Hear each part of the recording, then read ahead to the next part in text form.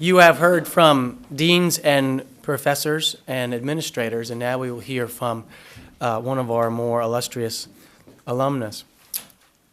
Jay Bilas defines the term student athlete. He is a 1986 graduate of Duke University undergraduate, Trinity College, I believe, and he was also a member of Coach K's first Final Four team in 1986. He played professional basketball in Europe. He then returned to his alma mater to attend and graduate from this fine law school in 1992. Since then, he's been a master of many different trades. He has been and still is associated with the law firm of Moore and Van Allen. Those of you who have grown up in North Carolina may have heard that name. It's one of the more venerable North Carolina law firms. He is a member of the Screen Actors Guild. He is an actor, both in feature films and in commercials. His most perhaps high-profile role recently has been as a commentator on ESPN and CBS Sports for college basketball. Those of us who are parents here in the audience, and as Dean Newman mentioned, there are more and more of us each year, perhaps will be most grateful for his work as a litigation associate. He earned a courtroom victory over the ubiquitous, and I would often allege, evil purple dinosaur Barney early in his legal career. I'm sure he'll be happy to accept questions about ESPN or Barney. Jay Bilas.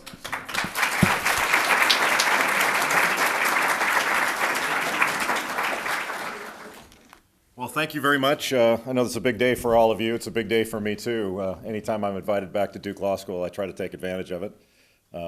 I parked about 6 miles away from here and walked over. My car's already been towed, so it doesn't get any better after you get out of law school. I think I am brought back here by the administration to allay some of your fears. As you know, it can be a little bit of a stressful event to start law school and be a first year. I think I'm brought back here to basically as a message to you that you too can graduate from Duke, because I made it, and if this guy can make it, so can you. I'm a little bit concerned. You guys must be really disillusioned. You've already been told that no cafe lattes during your time here. You got to delay that BMW and all the other fine things that come with having a postgraduate degree. Go ahead and have a few lattes, it's all right. And have a couple of beers and take advantage to go out with your friends and enjoy yourself a little bit too. It's not all breaking rocks. And I was also interested to find out what I'd be speaking about today. I didn't know until I just got here. I'm speaking about leadership. So that's good to know. Now I've got something to guide me through. You're all very accomplished people. I would never presume to give you any advice. But what I will presume to do is tell you what it was like for me and what I might have done differently if I could do it again. And believe me, I'd like to do it again. I had a great time here. I was really fortunate probably to get in, but I was really fortunate to be among the class I was a part of. And, it's funny, I played here in college, and I played on a team that is still talked about as being special. The group of guys I played with, we all came in, we were Coach K's first big hotshot recruiting class, and we kind of grew up together. And we are linked together forever as teammates. And the guys I played with I'm as close to them as I am to my own brother. And it's a really unique relationship. And it's funny, people talk about leadership all the time. And it's almost constant, this banging on us about leadership. They got a leadership conference, Coach K's School of Leadership. It's leadership everywhere. And I think that's important. Leadership is important. But what's also important is being a great teammate. And I was fortunate that I had those kind of relationships early on in my life that I think helped me when I got to law school. When I was accepted to Duke Law School, one of the first people I spoke to was somebody I had known from before, and I think you may know, is John Wiestart, Professor Wiestart, who is one of the preeminent professors, not only here, but in the area of sports law. I had him for commercial paper. A great mind and a great guy. And one of the first things he told me to do before I got to law school, he said, I think you should read a book by Scott Turow called 1L. Now, how many of you have read that book? All right, I feel bad for you. I read that book, and Professor Wiestart telling me to read 1L before I got to law school, I think was the equivalent of telling a prospective dog owner to read Cujo. I got here, fists clenched, ready to fight everybody, because it painted a picture that this was an ultra-competitive atmosphere, and it was mano a mano against everybody around you. And I didn't have that experience here. I think some people did. Some people came in with that attitude that law review was everything and my grades are everything. And I didn't. I came in with the survival instinct, and I hope I make it through here. But I wasn't worried about my grades. And I got that from playing ball. We used to have a standard when I played. We talked a lot about running your own race and about setting a standard, and the results would follow that standard, and making everything you do important. I remember one day we were playing an Ivy League school, and we used to have these detailed scouting reports, and Coach K came into the scouting report, and it was one of those games, and every good team has these games on its schedule, that you can play poorly and still win. And you laugh, but those are important games. But we had this game coming up, and we were doing the scouting report, and Coach K walked in and had this really serious look on his face, and he said, "This is the most important game on our schedule." Kind of took us back a little bit, because Carolina's an important game and Maryland's an important game. And he said, "Well, this is the most important game on our schedule because we're playing it, and everything we do is important. And if you want to be a championship team, if you want to play in championship games, which we all say we do, we have to treat every game like a championship game." And talked about setting that standard and living up to that standard. And I can tell you that he, as a coach, was more upset with us at times when we won and didn't play up to the standard, didn't meet the standard we were supposed to meet, rather than the times we may have lost but played well. And I took that with me into everything I did after that. But I also thought about, when I was here, running my own race. It's funny, in the times I practiced law, in the years that I practiced law full time, I never had one judge ask me what my GPA was in law school. I never got one grade back on a legal brief that I submitted to the court. Never once did anybody ask me whether I was law review. I got my briefcase handed to me by guys that didn't go to top flight law schools, and I handed briefcases to guys who did go to top flight law schools and had credentials far loftier than mine. That's not the way it works when you get out in the real world. This is a closed environment, and it's a great one. But if you think that somehow the numbers are going to determine everything later on, it's not. It's a wonderful thing to be law review, and I encourage you to go after that, and if that's a goal of yours, to work for it and work hard for it. But if you don't make it, it's not a big deal. It's really not. I mean, honestly, I can't tell you who was law review when I was in school and who wasn't. I couldn't have told you at the time because I didn't care. And I'm not sure that I should have cared about the honor is great, and it's a wonderful thing to have. I don't want you to take me the wrong way. But I thought it was really interesting. My first year, and I think things are, at least I hope they're a little bit different now for most people. But it was almost like a pecking order had been established in the first few months of school until grades came out. And then the pecking order was different because the numbers said it should be different. And I thought, that's really stupid. You had a certain perception of someone until grades came out. And then people's attitudes changed. And some folks' attitudes changed about themselves. And I couldn't believe that someone would act differently based upon a number that was assigned to them by performance in a blue book. And I still don't understand that. And I don't think I ever will. And I hope you use that as something that can elevate you rather than limit you, and not worry about what the numbers say. That's part of, in my opinion, of running your own race.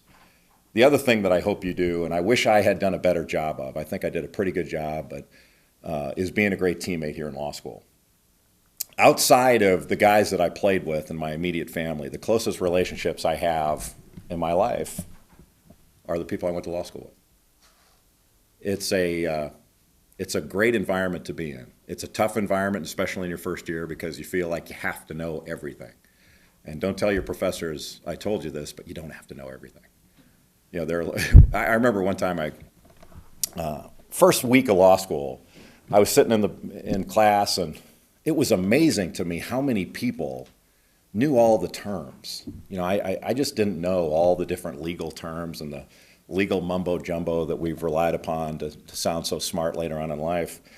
And I didn't get it. And I was really sort of struggling with the idea that the people around me seem to know more than I do. And if I'm starting in this much of a hole, I'm going to be in trouble. And I remember my father never went to college. He went to technical school, and he spent his adult life in television sales and service. He was essentially a TV repairman that owned his own stores. I called him up and I said, Dad, I'm not sure I'm going to make it. There are some people here that are so in tune with what's going on, and they've got a base of knowledge that I just don't have. And he said, geez, you sound like a new parent. And I said, what do you mean by that? And he says, you ever hear the new parents talk about, well, little Joey could walk when he was 6 months old, and this boy could talk when he was 2 years old. He says, who cares? They can all walk and talk when they're 4 or 5.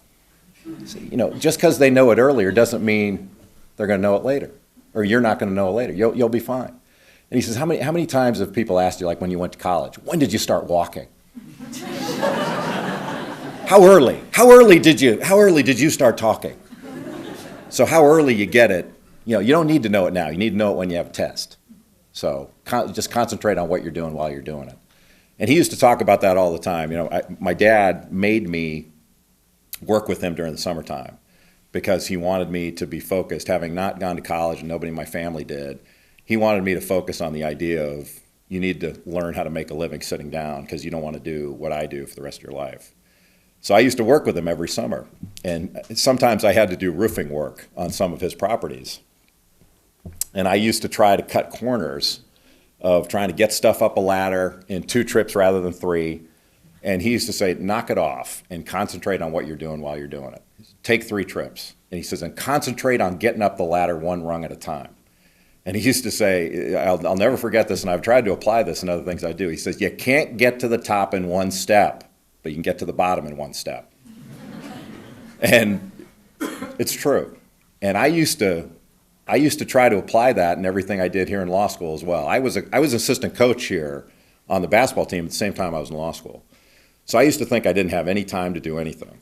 And being in that environment and having to do really what amounted to 2 things at once taught me something I think is really important, and that is wherever you are and whatever you've committed yourself to doing, think about that and only that while you're doing it. And when you're done, move on to the next thing. When I was in class, I concentrated on nothing but class. When I went out with my friends, I concentrated on nothing but being out with my friends. You know, I couldn't get anything done if I was out having a beer with a buddy of mine. I couldn't get anything done with regard to my class, so I enjoyed that. I enjoyed that experience and didn't think about anything else. When I was on the floor or in a meeting or in film, you hope I didn't nod off in film, but I did a couple times. I tried to concentrate on what I was doing while I was doing it, and I think I got ahead as a result of that. You're going to have some opportunities to do things outside of law school, and I hope you take advantage of those because it's important to study. I think you should study as hard as you can for as long as you can, but you should also learn to enjoy each other and help each other. You know, you've got an unbelievable mix of people in this room that all have great stories and they all have varied backgrounds. Get to know as many people as well as you can. You'll never regret it. You'll never regret it. You'll never look back after law school and say, boy, I wish I had spent more time in the stacks. But you may say, you know, I wish I'd gotten to know this person better. I wish I'd spent more time with so-and-so. Yeah, I wish I had helped this person more. It sounds trivial, but it's really true. And I hope you keep that in mind. And I wish I had done a better job of that. Yeah, I think the folks that I became close to did a really good job of it. I wish I'd done better. The last thing is to, when I say run your own race, you know, it's not to be satisfied with whatever you accomplish. I'm not saying that. But I am saying to understand that all these standards that people talk about, the really important, law review, summa cum, wonderful, all this other stuff, it's great.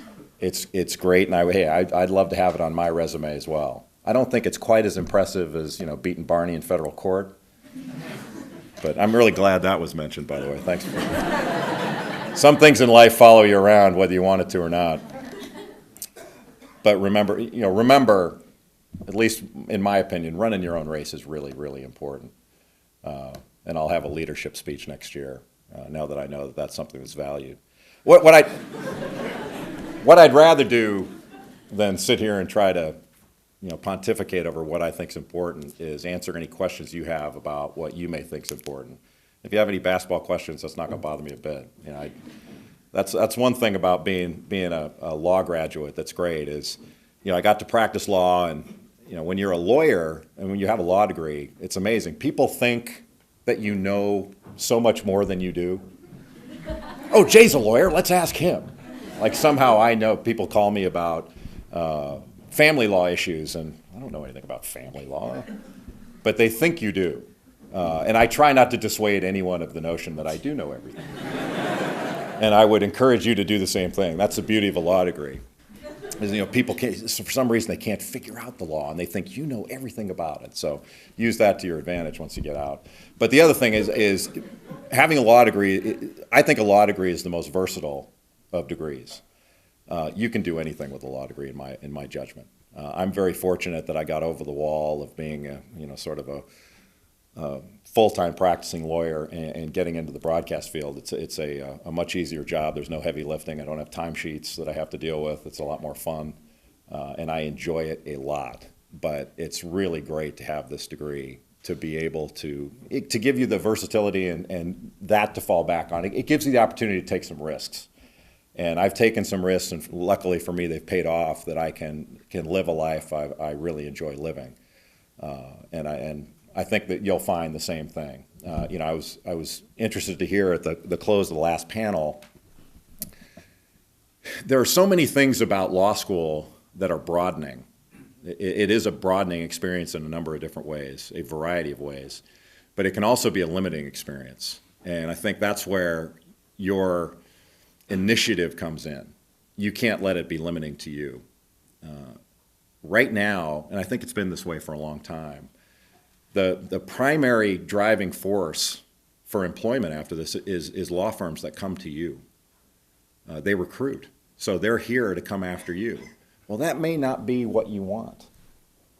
The great jobs don't come after you. You have to go after the great jobs. And it's easier to sit back and let the law firms come after you. It's glamorous to have them do that. It's terrific to get job offers and have a number of them to pick from. You can only pick one. So whether you have 1 or 20, what difference does it make? You can only take one. So getting the one, I would encourage you to do, but after that, it's all gravy. But if it is in the public service, if you want to be a DA, the DA's office is not recruiting. You have to go after that. Or if you want to do something in the public sector that's different. One thing I would encourage, because some people that I'm very friendly with found this out the hard way. Once you put yourself on a certain track, thinking that, I can just jump out of that any time, it's hard to do. Once you get on the law firm treadmill and start running that treadmill, you are focused on running it, not on doing something else. And it's hard to get off that treadmill. And in my opinion, the primary reason is because of the money you start making and will continue to make, you get used to a certain lifestyle. And once you get locked into that lifestyle, it's tough to get out of it. It's tough to say, you know what, I'm going to take a lot less and do what I want to do. That's a hard one. That's a really hard one. If, once you get out of school, you take the job you want to start with, and you've been living like a student with no lattes, no BMWs, no single meat on your sandwiches. That sounded grim, didn't it? No lattes. God, how can you live a life at Duke Law School? You have to drink coffee here. I don't know, coffee or Red Bull. Isn't that the way to go? But once you get used to a certain lifestyle, it's hard to take a step down because of the financial issues. So if it helps, keep that in mind. I tried to keep that in mind. It was helpful to me. Let me answer whatever questions you have, and let's take this in the direction that you want to take it. Anybody have a question? Or you just want me to get the hell out of here? Yes, sir. So you obviously are in a unique position where you play basketball and like going into ESPN, right? So, Mm-hmm. we're like going. Thanks for watching.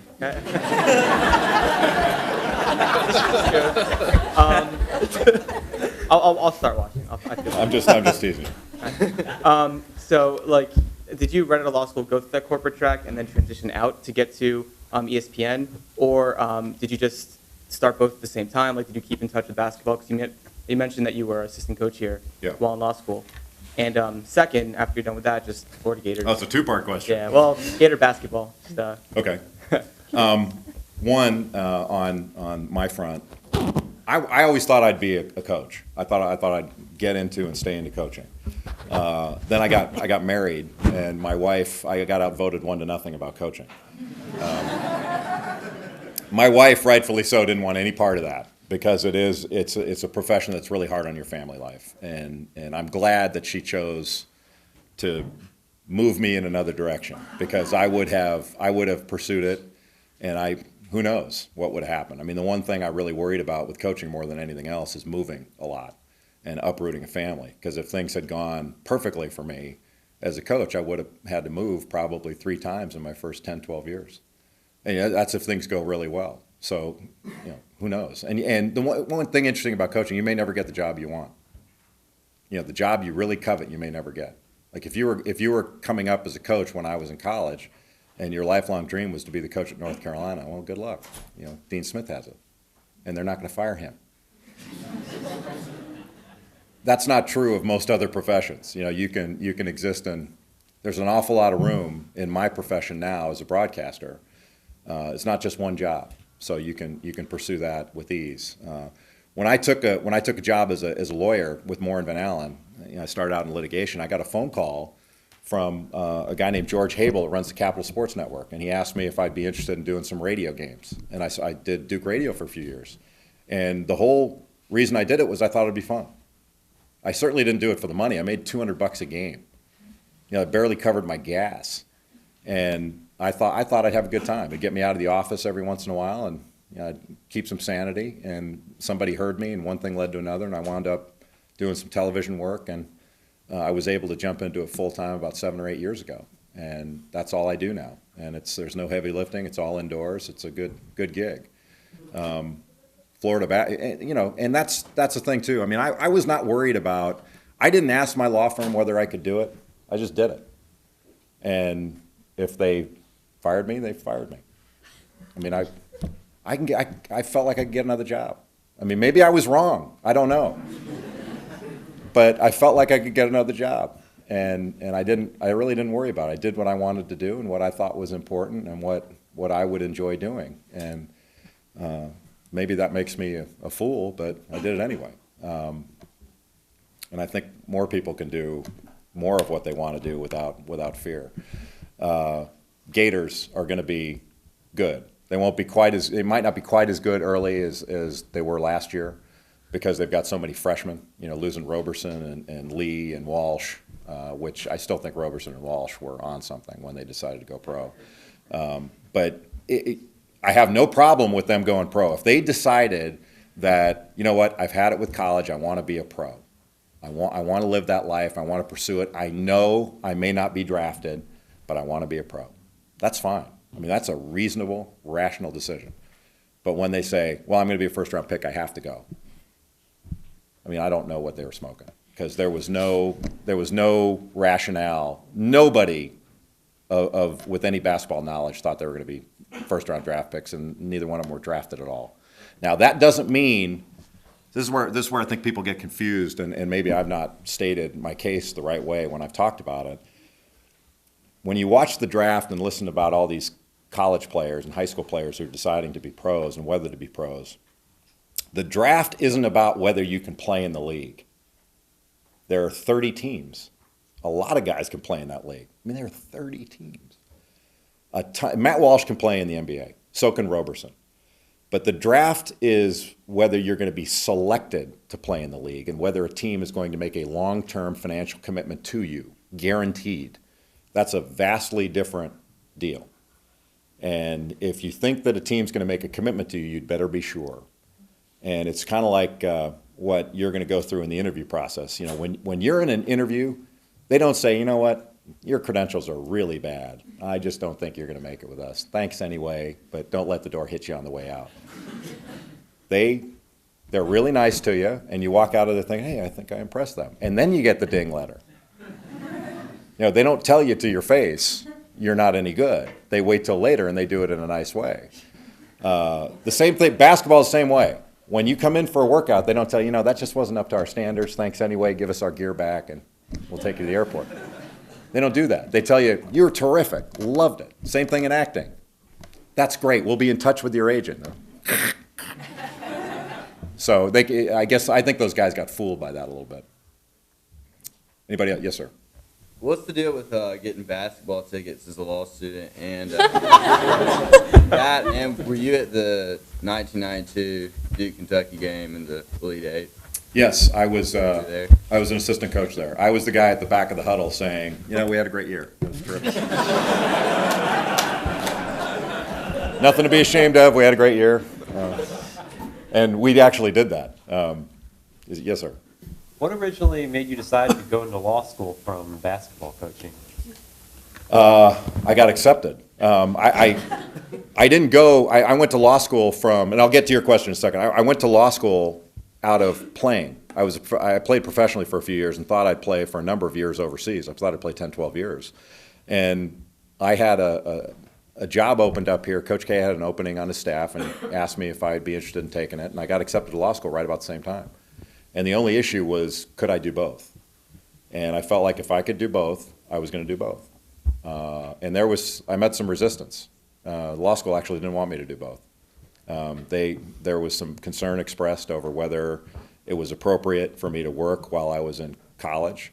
And my response was, if I can do the work, I should be allowed to do it. And I also said that if you're out patrolling the bars at night, then I'll be fine. I mean, I'll do whatever you say.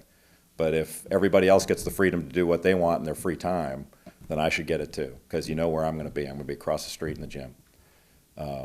So that's essentially why I did it. Sir in the green, what was your question again? I was at the Kentucky game. Yes. Oh yeah. And the other one was?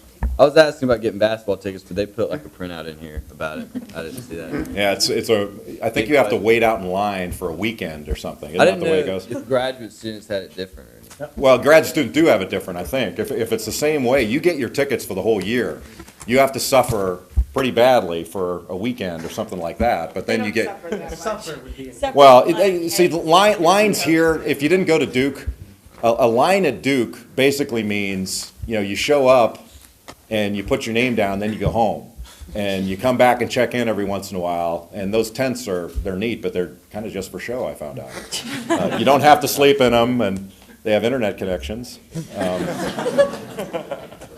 That's not a line to me. The line is if you have to get out and go to the bathroom, you lose your place. That's a line.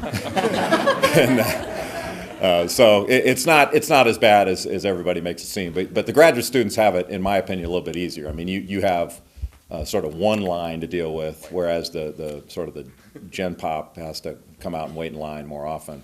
But they seem to like it. It works out pretty well. In the back, yes, ma'am. Do you find, or where do you find that your legal career and what you learn in your profession mingled with what you do now on a daily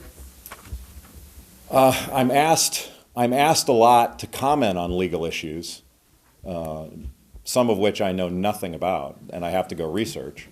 So having the law background is helpful in that manner. I do think that law school teaches you a different way of thinking and a different way of approaching practical problems. And I don't think I would be as capable in anything that I would have taken on absent having gone to law school. If I hadn't gone to law school, I wouldn't be as capable in anything I'm doing. I really believe that. I think it's a fabulous education to have. And one of the reasons, my dad was the one that really talked me into going to law school. And one of the selling points was, you don't have to be a lawyer. You can go to law school and you don't have to be a lawyer. Just about every member of Congress is a lawyer. You can do other things with the law degree. It is a top flight credential that earns you respect when you walk into any door. And I think it's a great thing. And you do also, it provides you with such a base of being able to to approach a problem and solve it without fear. You know how to find the answer. And you also, if you do it right here in law school, you'll learn how to work with people, because that's a lot of being a lawyer, is working with people. And you've got a lot of great people sitting around you, just as I had when I was here. And taking advantage of that is really important. I think if you try to go it alone here, you'll make it, because you're all really credentialed. You're all really smart people. You'll make it, but it won't be as fun. It won't be as rewarding, and you won't have the same kind of valuable experience you'll gain otherwise. Yes, sir, Carl. Having played, watched, and coached Duke basketball, what player would you say excited you the most? Excited me the most?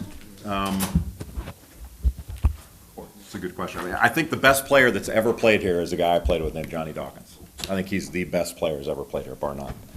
That's pretty lofty praise considering who's played here. Grant Hill and Christian Laettner and all that. I think Johnny Dawkins was the best player Duke's ever had. And nobody can talk me out of that. You make a good argument with me, but nobody talked me out of it. He was an extraordinary player. And, it's too bad they didn't have sort of Sports Center and all that stuff back then like they do now. They had it, but it wasn't as ubiquitous as it is now. Because Dawkins was Allen Iverson that could shoot it. I mean, he could. He was the real thing. And if he had played in a bigger media time, you wouldn't see quite as many highlights of other guys. You'd see him more often. He's still the all-time leading scorer here, and he played with that class that I played in. I was lucky to be a part of it. Otherwise, I would never be able to say this, lumping myself into this crew. But Dawkins, Allery, Henderson, and myself, I think, are still the highest scoring class in basketball history because of Johnny and Mark. I mean, both those guys, Johnny had 2,500 points and Allery had 23 or 2,400 points, and Henderson and I had over 1,000, whatever it was. But being with those guys, I mean, it was extraordinary to watch them play. And he's just as good a coach as he was a player, and he's even better guy. Best, I don't know a better guy than him. I just don't. Yes, ma'am. Given that there are any number of annoying TV personalities designed for children, why Barney? Sadly, you can't choose your cases. That was a case that walked into my door that I thought we would settle in the first 5 minutes. I was representing a guy named Morris who described himself as the Colonel Sanders of the costume industry. And he owned the second largest costume distributing company in the country. And so Halloween is their Christmas, and they have catalogs, and you can get anything you want from them. And they carried a line of a costume that looked just like Barney. I mean, it was purple. It's called Hillary the Hippo, and it looked like Barney. So we thought, let's settle this thing out. What could they want? They're just protecting their copyright. It's not that big of a deal. Well, they decided that they were going to make an example out of our guy, and they wouldn't take any amount in settlement except for some outrageous amount in the multi-millions that made my job easy because there was no decision to make. So we got to go fight and enjoy it. And it was on one hand, it was a fairly interesting trademark copyright infringement case. But on the other hand, it was one of the most excruciating experiences of my life because I had 2 young kids, so you're bombarded by this Barney business at home, and then you go to work and it's all around you. I mean, I had these gigantic costume heads in my office, arguing over, does this thing look like, this has eyelashes, this doesn't, this has... Yeah, it was absolutely brutal. And I sent them some 12B6 motion, or I don't even remember what I called it. And we wanted to go out and see the costume and take a look at it in Discovery. And we went out and looked at all these documents. And the costume, they treat it like a NASA spacesuit. It's unbelievable. It's a kid's costume. And they wouldn't allow us to see it unless it had a person in it. Because they didn't want to ruin sort of the illusion. You know, like if I saw the head, if I saw the sort of the disembodied Barney head, I'd go, my God, it doesn't really exist. And then I subpoenaed Barney to the trial. And they wouldn't bring him. So we argued in the courthouse in front of the judge that they only had 5 of these costumes, and they were out at different areas of the world and all points of the world, you know, making life better for our young people, and they wouldn't bring it. And they really fought me on it. And one of the arguments that they made that killed them was, Your Honor, it's too big to get in the courtroom. And the judge said, well, how big is this thing? And he said, well, Your Honor, it's 6 foot 7 inches tall. And I said,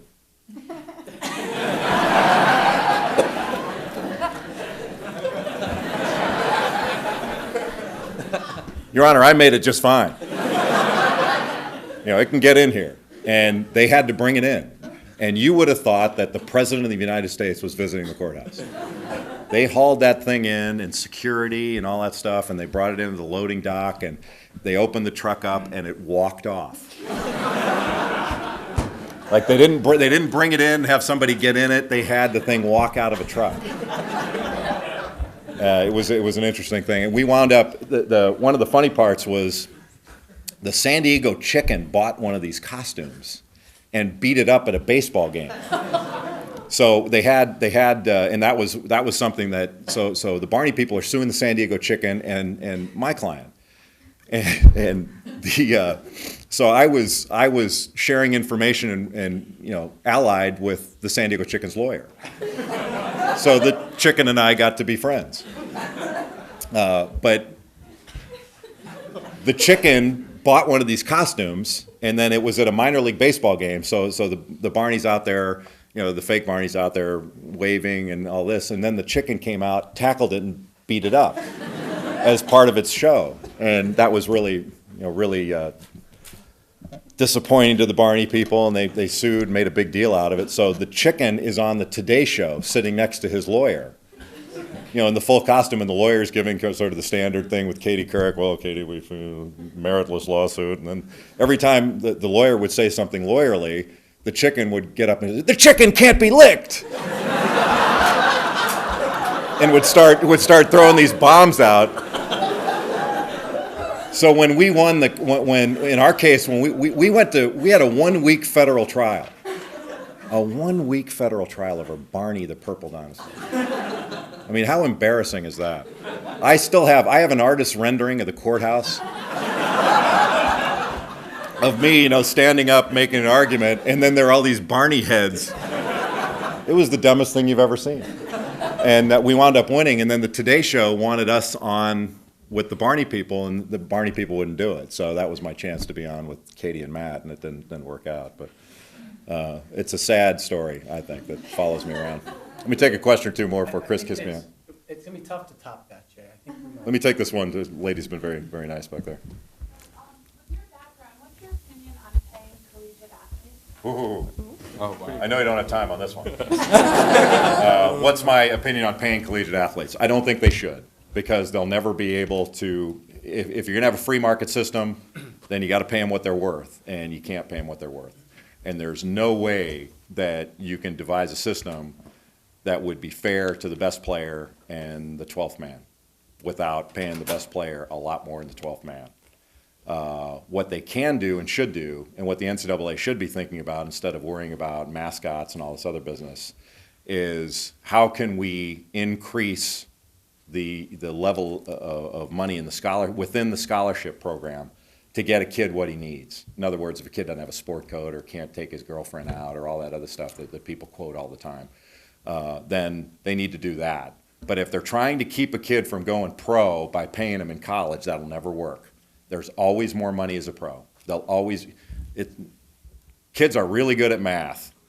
And if you tell them, look, we'll pay you $15,000 a year as a student athlete above your scholarship, they'll figure out that millions a year is more. So that won't keep them in school. But listen, thank you very much for having me. I hope I didn't bore them.